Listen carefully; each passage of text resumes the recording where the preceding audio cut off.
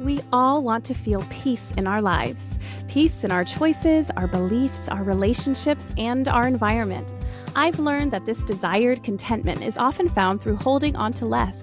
When we pare down what we own, what we consume, and what we value, we're left with what's intentional, a personalized curation of what is important and true and useful to us. I'm Shannon Leyko, and you're listening to Paring Down, a podcast aimed at helping you declutter not only your home, but any area of your life that's overwhelming. Here, we're having interesting and honest conversations about the physical and mental clutter that drowns out what truly matters to each of us. And together, we'll learn how to pare it all down, not for the sake of perfection or becoming rigid, rather so we can move through life with less overwhelm and more joy, wisdom, and peace. Welcome back to Paring Down. I'm so happy to have you here. I'm Shannon Leyko, and today on the show, I'm welcoming Whitney English. Whitney's brand new book, Organize First, Decorate Second, releases today, and it's truly a launchpad for creativity and the key to a really joyful home. Let's personalize our homes, find value in the things that we've decided to keep, and that will help us get rid of the clutter, get rid of the rest of it that doesn't matter. Let me tell you a little bit more about Whitney. Whitney English has bootstrapped 2 businesses to 7 figures. She has a degree in interior design. She studied management at Parsons in New York City and has had her work featured in O Magazine, The Wall Street Journal, and on The Today Show twice. She was featured as one of Country Living Magazine's Women Entrepreneurs in 2008, and most importantly, she loves her husband David and their 3 children. This conversation about that sweet spot between beauty and function will make you feel really empowered to love your home, create a space that's really unique to you, that doesn't feel overwhelming, while it also feels really individualized. And I really think that that is the key to taking care of our spaces. So without further ado, please welcome Whitney English. Whitney, thank you so much for coming on the podcast today. I think this conversation is going to be so much fun because I myself am kind of a maximalist at the same time as being a decluttering person. So this is my cup of tea. I am excited to be here with you, Shannon. Thank you so much. I can't wait to hear more about that, actually. Yeah. Well, first of all, would you kind of tell everyone a little bit about who you are and what you're all about? My name's Whitney English. I live in Oklahoma with my husband and our 3 kids. We have a 15-year-old, 14-year-old, and a 12-year-old. So we're in those stages. I think everybody who has kids knows what those stages are like. I have been an entrepreneur since 2002 and have done lots of very interesting things. I've had great business successes. I've also had horrific business failures that I've been willing to talk about in the past. Those aren't the subject of this book, but I pivoted, and then I created a planner, and we got those planners in Target and Anthropologie, and then we sold that company, and then I just had a midlife crisis, I guess. This is the first time I've actually ever confessed that, and decided I would start writing books. We'll see if I write a 3rd book, but this is my 2nd one that I'm here to talk to you about today. So anyway, that's just a little bio. First of all, that's a pretty productive midlife crisis. If you're like, I'm just going to start writing books and getting, book deals and getting because everything that you've done has just, well, from what I've seen, like you said, you've had failures, and that's part of life. And that's probably why you've had so many successes. But from what I've seen, so much of what you do is just so highly successful. And I think that's a pretty great midlife crisis to have. Well, thanks. We'll see how it goes. Yes.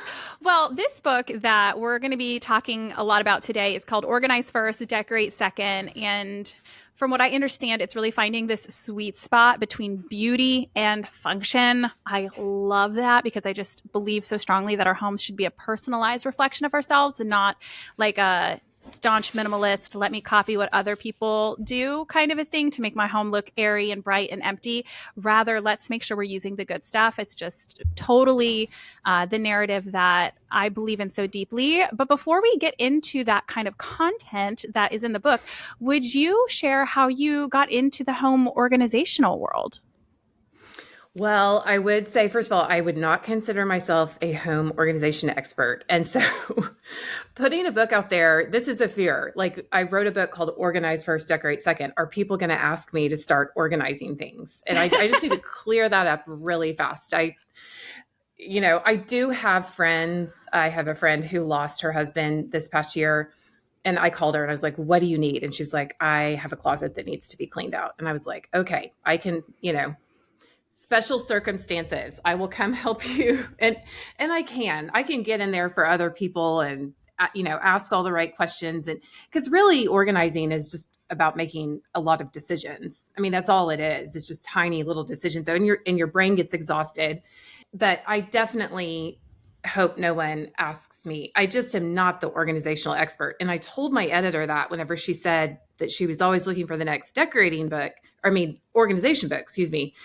And I was like, okay, that's fine, but you don't want me to write that book. I am not naturally organized. She was like, no, we do. So it really isn't that I got into the organizing space. It's that I love decorating. I love design. And it's really hard to design if you don't have a foundation of order in place first. And so, typical like ADHD, I want to put the cart before the horse and just go straight to decoration. And one day I can't even remember what I was doing, but I was putzing around the house. And I thought to myself, okay, Whitney, organize first, decorate second. Like you'll get there, but let's put the structure in place first. So the book is full of organizing tips and tricks and hacks and thoughts, but I really hope that the stories in the book, I just convey, everything that you just said, the message that everything you just summarized is really what the book is about. I feel like it's an organizing book for the rest of us, I love that. Organizing for the rest of us, for the ones that aren't the professionals, but we still want our homes to work well for us and obviously look beautiful at the same time. And one of the things your book really does is that it challenges this idea that organization limits creativity. Can you share how you see organization more as a launch pad for creativity rather than a constraint? I mean, you kind of just touched on it, but I'd love to hear more about that. I think the fascinating thing about creativity, that's a really great question, because I actually heard this example the other day, and I've never heard it put this way before, but it made so much sense to me. As an artist, so I like to paint. Today we're painting a mural at a house close to us. So I'm going back and forth between podcast interviews and mural painting today. But I heard somebody say that as an artist, how do you decide when a painting is done? And the only answer to that question is you have to set a goal.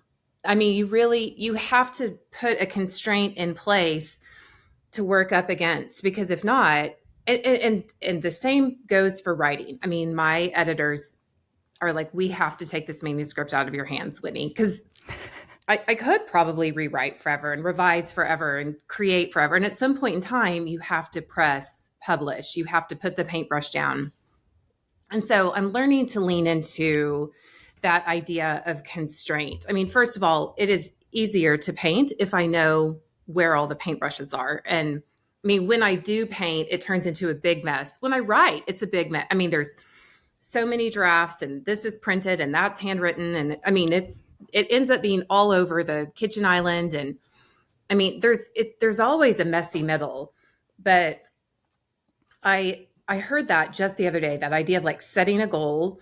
And I think that organization is similar to that. It's just this idea of like a practice, a disciplined practice, that when you step into a situation, whether it's a room or a creative project, if you can put a little bit of order around it. And here's another thing. You don't have to follow the plan. Just because you put a plan in place doesn't mean that the plan is there so that we have something to go back to. And when we order our workspace or order our homes, that's basically what we're doing. We're making homes for things, and we're putting sort of like an operational plan in place. It's a very physical plan, not necessarily a plan on paper. But when we know where the ice cream scoop goes, we can return it back to that spot. So it really is kind of about mapping everything out. I love a floor plan. I love a plan. I love a plan. That doesn't mean it comes naturally to me. And I do end up overthinking it a lot, but that's supposed to be good for writers and people who write books. That's right. We want you to think. That's a good thing. That's Right. important. And Right. I really appreciate that perspective because I agree wholeheartedly. I've brought up this example before, but to me, it just encapsulates this idea perfectly, which is if you ever watch Project Runway, when they give them a tight brief of what they have to do and it's something ridiculous, they always come up with the most creative designs for their fashion. But the second they say you can do whatever you want, a lot of times these designers fail because they don't have these tight constraints, like you said, that then actually allow that creativity to flourish.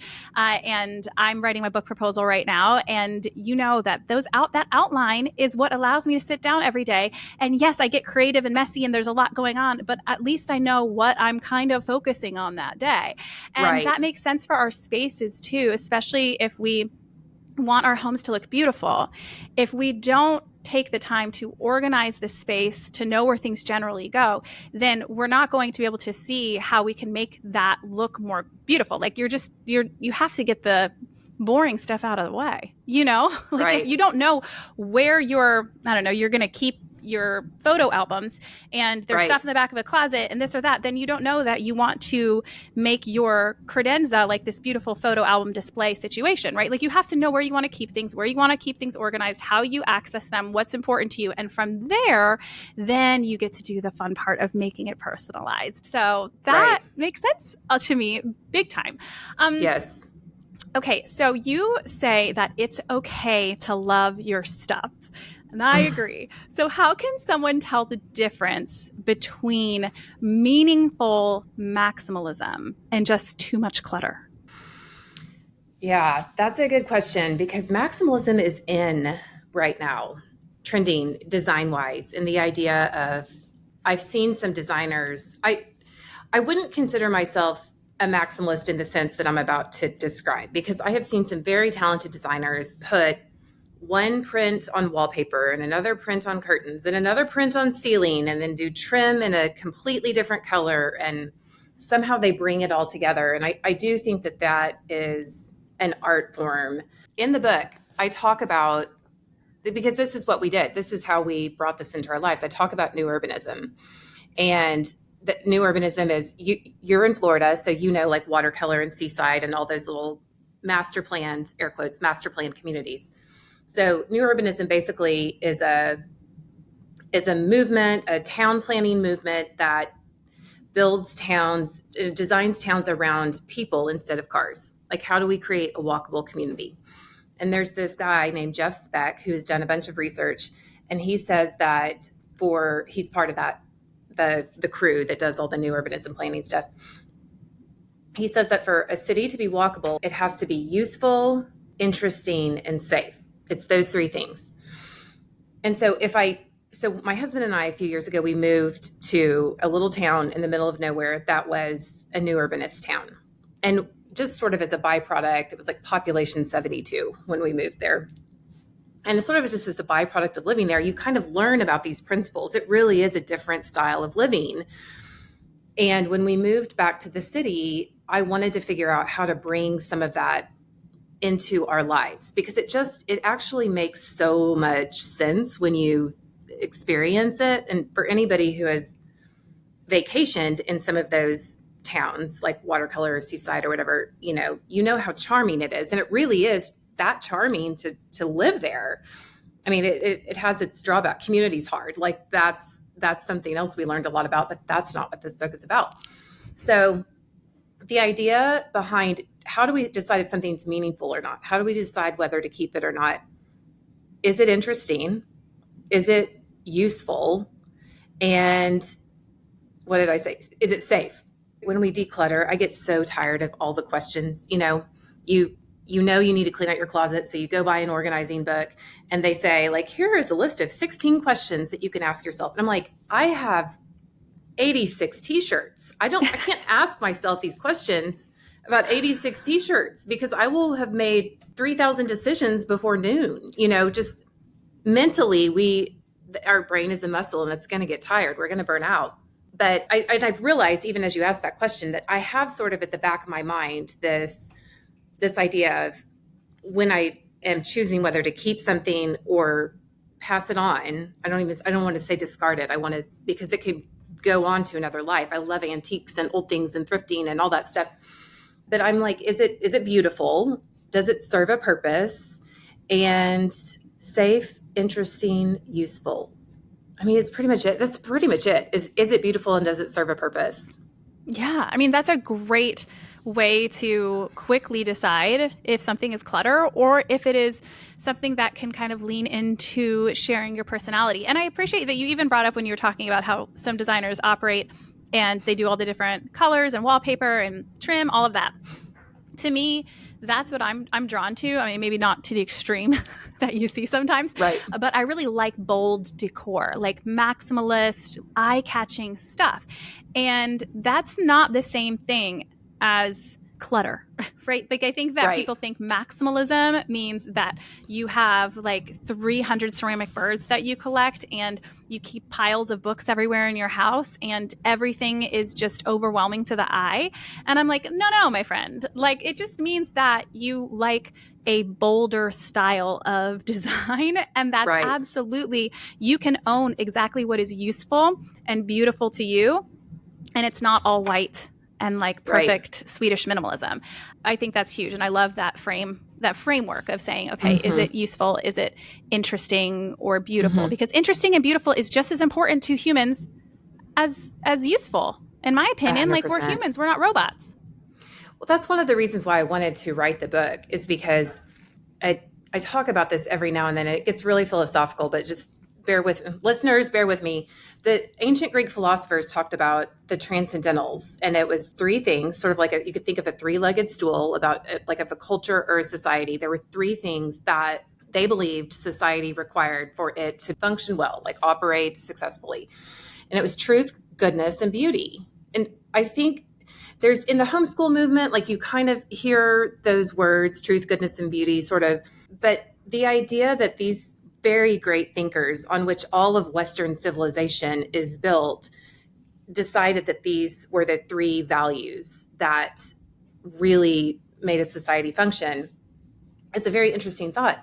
And we live in an era where there is so much politicking and so much pulpit speeching and preaching that beauty is this thing that can come along and catch us off guard. It can move the soul. Many of us have experienced a visceral response to beauty, an emotional, like that sense of awe that comes when when you're standing in front of a painting in a museum that you've wanted to see forever. That's me, or it might be a sunset. And the reason why those things mean something to us as humans is because I think they point to something greater. So there's a line in a Dostoevsky novel, it's that beauty will save the world. And in some ways, if beauty is the thing that can catch us off guard and speak to the hearts of men and women who would otherwise be wrapped up in moral, debates about moral goodness and absolute truth, which are important too, don't get me wrong. But as I sort of started to flesh out that value system in my mind, I wanted to write about it. I want my kids to know that beauty is important. It's not just something that like makes things look nice. Like, if a community is walkable, it's safe. And so if beauty makes it interesting to walk through a community, there's going to be more people outside walking. There are going to be more eyes on the street. And so beauty adds a very functional element to things that I feel like are very pragmatic, and delightful Western culture has just like, we've tossed the beautiful baby out with the bathwater. Right. We take this pendulum swing That's true. with everything. And I think that there's one side of it that says beauty, everything, like your house needs to be pristine and have these, gorgeous, whatever, displays and artwork and tchotchkes and this and that. And so the minimalist community is like, no, none of that actually matters. Like, you don't need anything. And I'm like, wait, can we go from maybe it's true you don't need a water feature in your backyard to be happy, and we don't need to decorate our homes with a bunch of things from Home Goods that don't actually matter to us. Right. And if we decorate our homes in a way that is beautiful to us and appealing to the eye, it will make everything else function better in the house. We're going to be in a better mood. We're going to feel more attached to the space that we're in. So we're going to take better care of our things. And when we're taking better care of our things, we're passing down those values to our kids so they're not overwhelmed with their own homes when they get older. Like, there's so much that goes together. We're not snapping at our husband because we're tripping over the shoes because the shoes have somewhere to go, And when we take care of our homes, they're going to be more beautiful. One of my favorite things to talk about is my favorite piece of decor I have. And it's my mom's Bible on the wall. My mom passed away in 2012, and she every morning read her Bible. It's just such a clear picture of my mind on our back porch. And anyway, my stepdad ended up sending it to me last year as a gift. And so I found this acrylic case, and it's on my wall. And we also have a painting of our backyard from we used to live in Ketchikan, Alaska. And it was the most peaceful, incredible experience. And so we have these things that are very personal to us. Our walls are not bare and stark. And if that brings you joy, you want bare, stark walls, to each her own. But I really do think, like you said, the beauty allows the home to function as a personalized space for whoever is living there. And that's a good thing. How do you help people, whether it's in the book or in general, how do you help people uncover this story that their home is telling? Like, how do they decide if an object or a piece of decor is supporting the story that their home is underlying in their world of who they are? Well, style in its own sense is a bit of a story, because style is personal. There's trends and there's themes, and then there's this idea of style, which is a very esoteric kind of what is it anyway? And, there are Diana Vreeland quotes about this, and Iris Apfel, and people have said what their definition of style is. But I think that helping someone tell the story of their home is really about helping them find their style. And this is something that, I've been doing podcast interviews for the book, and it's I almost wish I could now write another book, because there are so many thoughts that come out of these conversations. But I think so I'm definitely thinking about this in real time, and this is not necessarily in the book, but if someone picks up the book and reads it, I talk a lot about story and narrative in the book, and I tell stories about my own homes in the book. And the things that we end up loving very often are things that have a story attached to them. I was at one of the people I talk about in the book is my best friend, E. And she lives out in California, and I flew out there a couple years ago to see her, and she was really excited to show me her home. And I said, I've known her since elementary school. And I said, everything here has a story. And she has just made such very careful choices. I can be a lot more random about it. I found these draperies on Facebook Marketplace that are behind me, perfect. That will work. I like them. They weren't this very calculated, I didn't order a fabric swatch and sit there and try to decide, that was E's house. She really carefully made sure everything, the record player and the vintage records that were sitting there that they would turn on in the evenings while they ate dinner as a family. And everything had a story to it, every single thing. And the sad thing is they lost their home in January of this year in the Altadena fire. Oh, it was, gosh. And I talked about her throughout the entire book. And so I think if you're sitting in your living room listening to this, look around you and see if you can count the stories. If the story is, oh, I found that at Home Goods, isn't it cute? I'm going to be probably not. It's probably trendy. There's nothing wrong with trendy, but you're going to probably just throw it out when it breaks in 6 months or 2 years or whatever.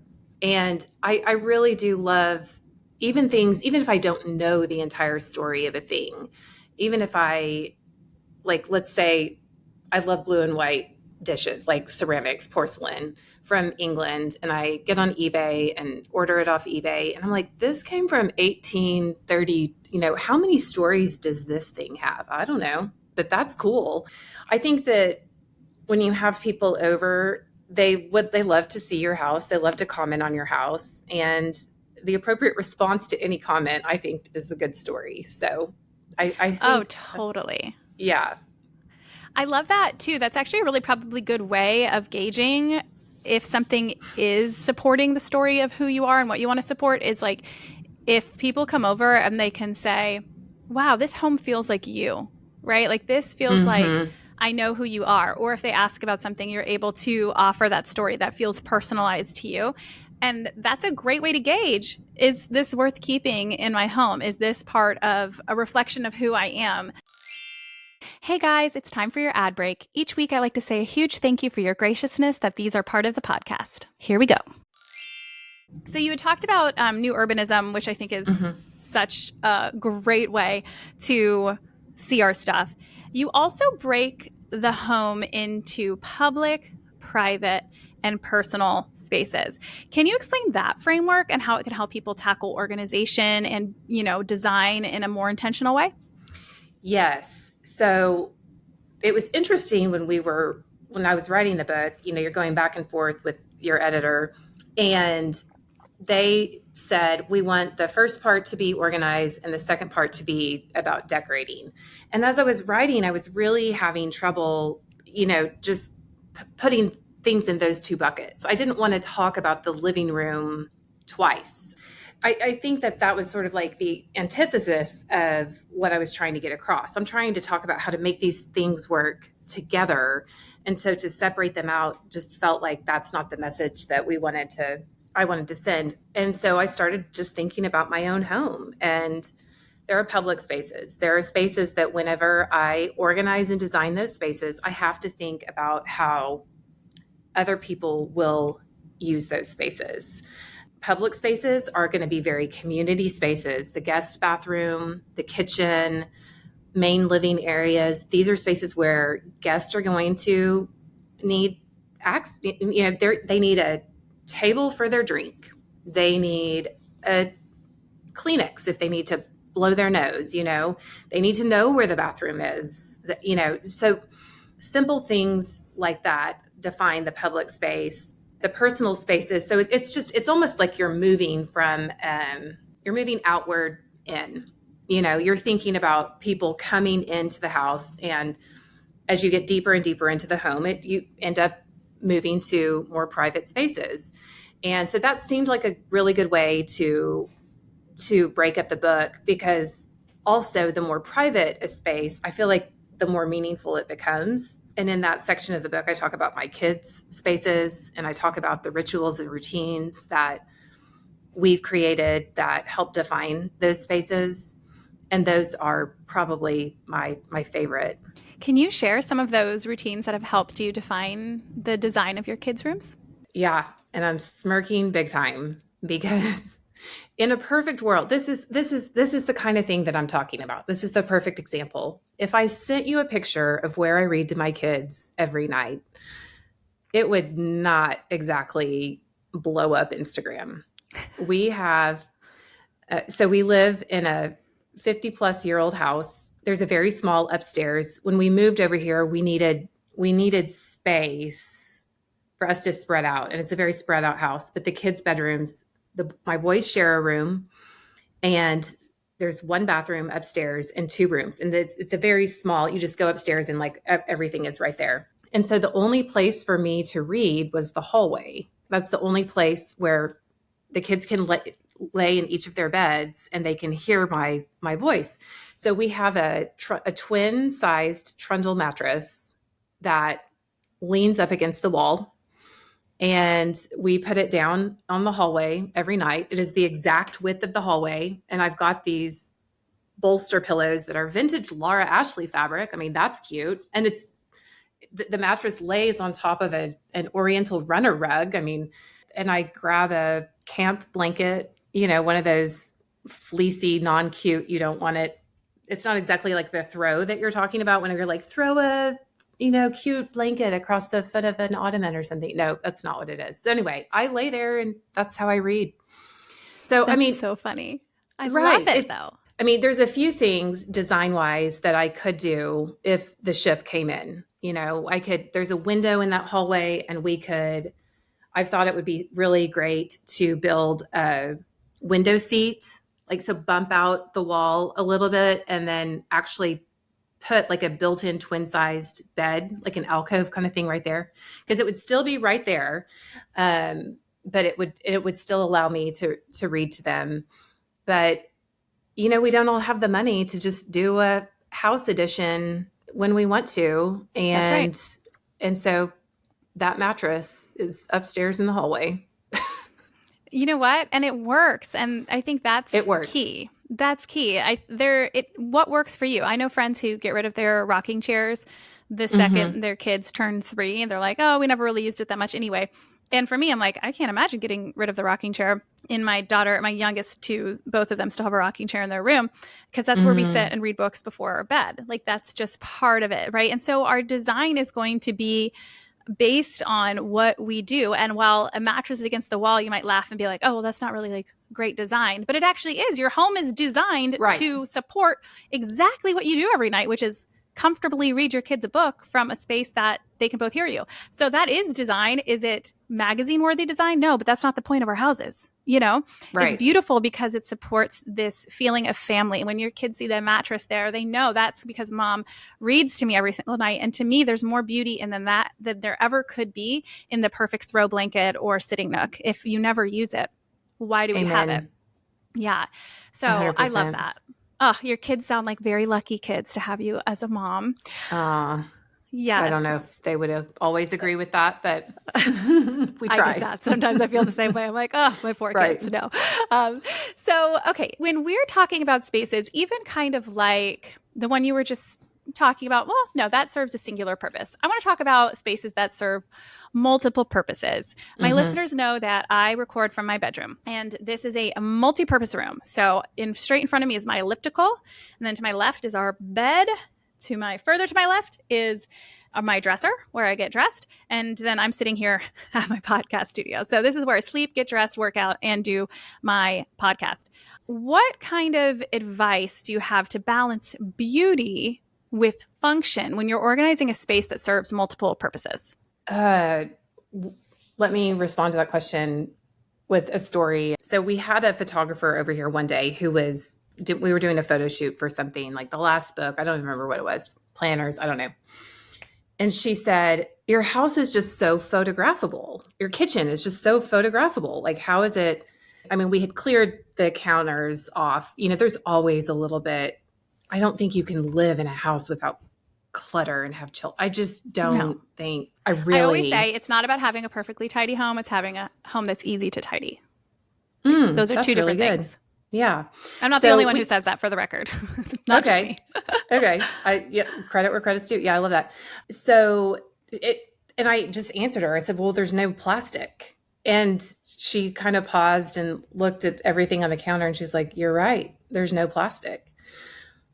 And so I know that that's a very simple answer, but I truly think that there's something about not having any plastic out. I mean, there will be. I mean, look at me. I've got my headphone case, my water bottle.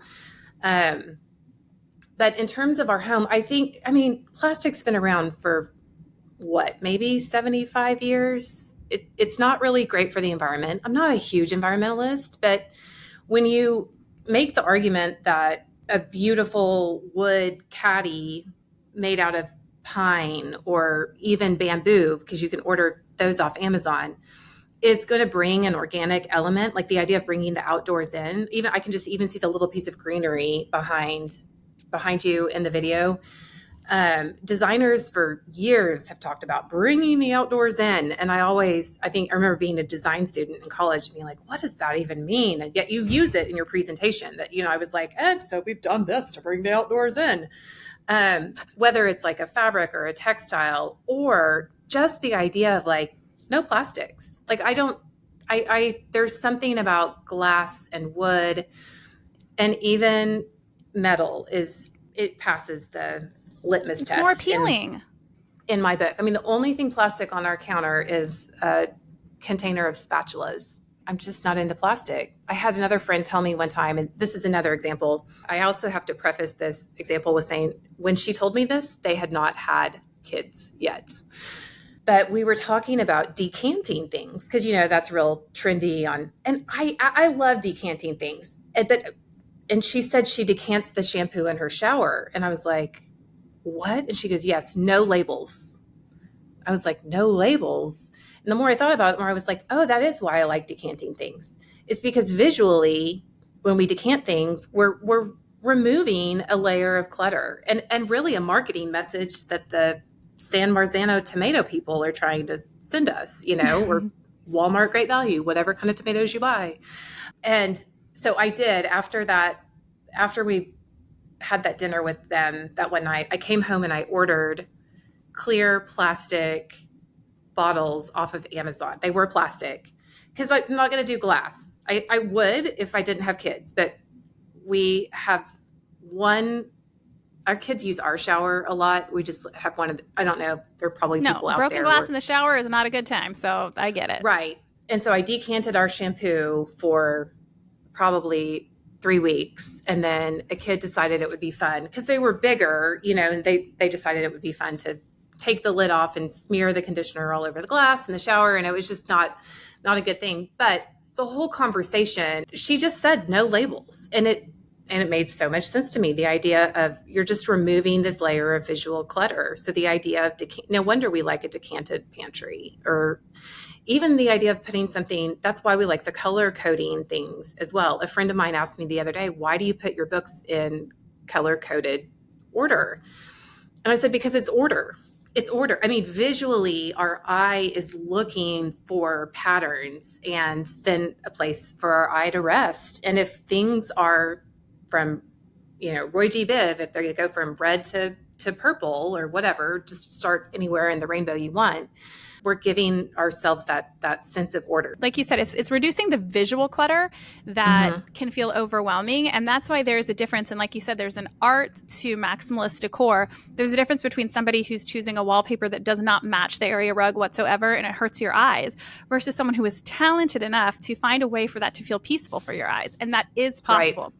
Right. You do not have to have neutral everything for your home to feel like it's peaceful. And I think that's a huge misconception. But I absolutely love those two pieces of advice to remove labels and writing wherever you can. Absolutely. That's just so overwhelming for the eye.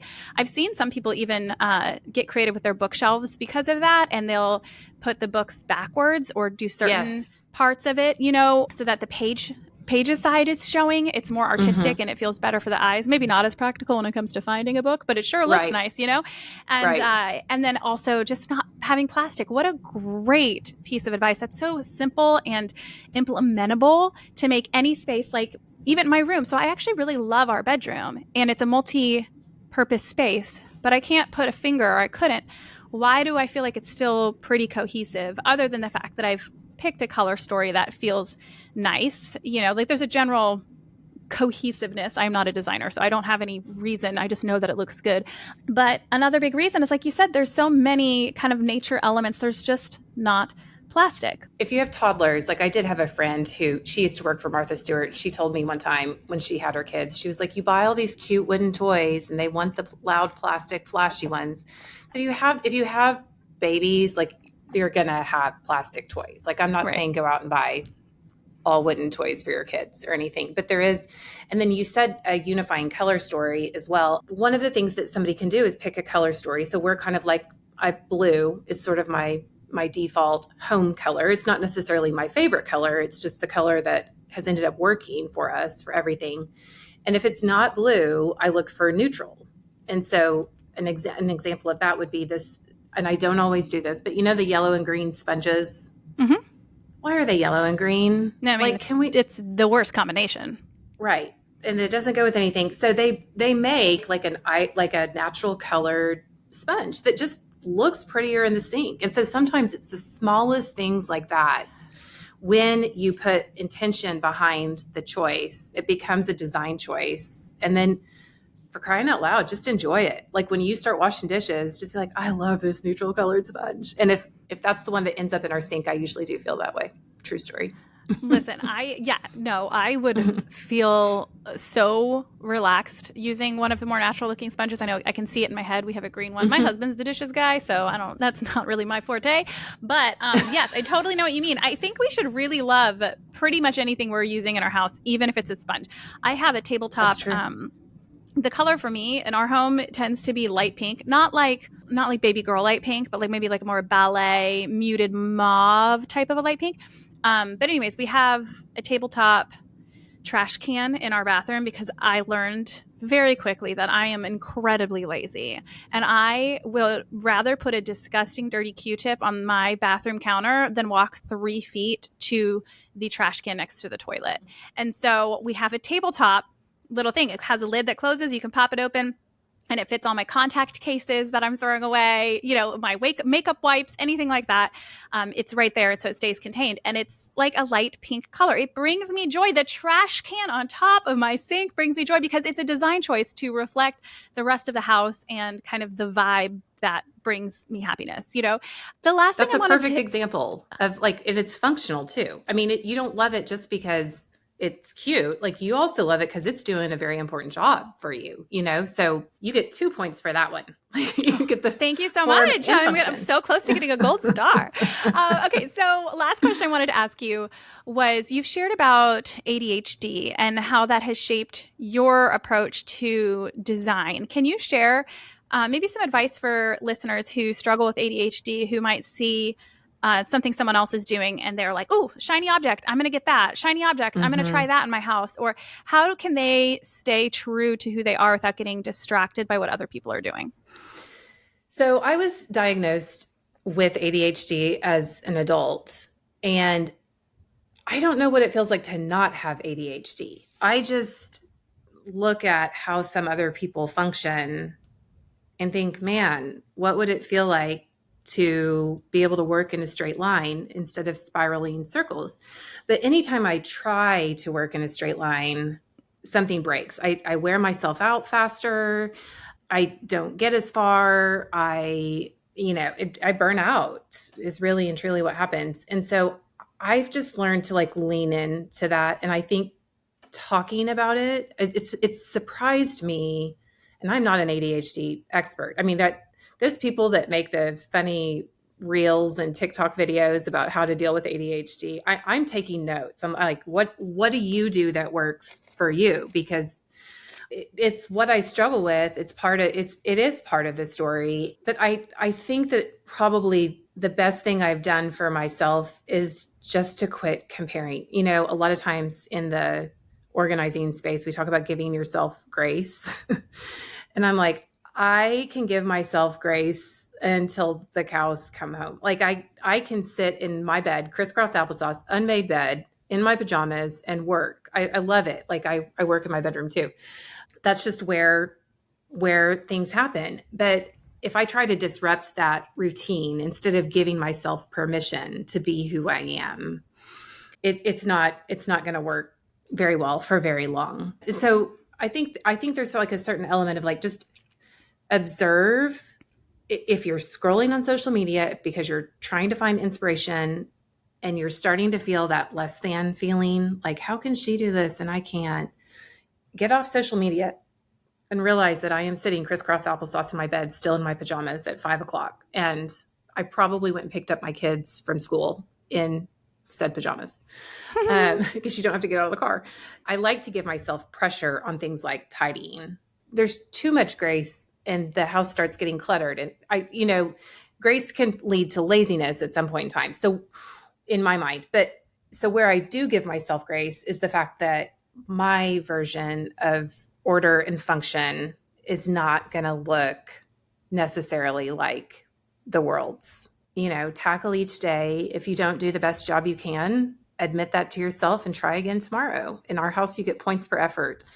We have to be gracious with ourselves from that standpoint, I think. I want to end with just this one big question is, what should people pick up your book for? Like, what struggle might they have, or what will this book really help them to make their lives and spaces better? I think many of us have a very tenuous relationship with home, but I wrote the book because I wanted to wrestle with the tension between my love of stuff and the need to have it organized. So for anybody who feels the tension around home, maybe it's because you had a difficult home growing up and you're looking to change that. Or maybe it's because you feel like your home is difficult and you want it to be easier. But I go vulnerable in the book and I talk about the things that I've struggled with because I think it's our ability to sit with that tension. I mean, we always talk about like looking for balance, but when we're looking for balance, it really is all about the tension. Tension is a sign that balance is being achieved. And I think if for anyone who feels like they recognize that struggle or know that struggle, and you want to feel like you're not alone, I think my book is the book for you. Awesome. Well, that is so exciting. It comes out today. The link to order will be in the show notes. And where can everyone find you to follow along and get to know more about what you offer? My website is whitneyenglish.com, and I'm on Instagram at Whitney English. And lately, I have been enjoying Substack so much. You can subscribe over there and follow along. I really am looking forward to seeing what people think of the book and what conversations hopefully start up over there. Awesome. Okay, I'll make sure all of that's in the show notes. Thank you again, Whitney, for being here. This was a fun conversation. Thank you so much, Shannon. You just listened to an episode of Paring Down with me, Shannon Leyko. If you enjoyed the show, it would mean the world if you can leave a review wherever you listen and share this episode with a friend. Those reviews really are what keeps a podcast on its feet for the long haul, and I will read every single one with a huge smile on my face. So thank you ahead of time. If you're watching on YouTube, don't forget to hit subscribe. Also, be sure to follow along on Instagram at paring_down, where I offer lots of tips and inspiration for paring down, along with what's new here on the podcast. Till next time.